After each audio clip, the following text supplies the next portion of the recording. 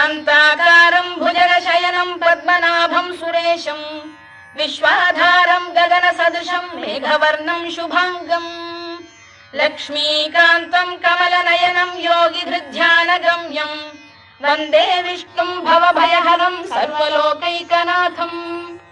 मेघश्यामं पीतकौशेयवासं श्रीवत्साङ्कं कौस्तुभोद्भासिताङ्गम् पुण्योपेतं पुण्डरीकायताक्षं विष्णुं वन्दे सर्वलोकैकनाथम् नमः समस्तभूतानामादिभूताय भूभृते अनेकरूपरूपाय विष्णवे प्रभविष्णवे सशङ्खचक्रं सकिरीटकुण्डलं सपीतवस्त्रं सरसीरुहेक्षणं सहारवक्षस्थलशोभिकौस्तुभं नमामि विष्णुं शिरसा चतुर्भुजम् छायायां पारिजातस्य हेमसिंहासनोपरि आसीत्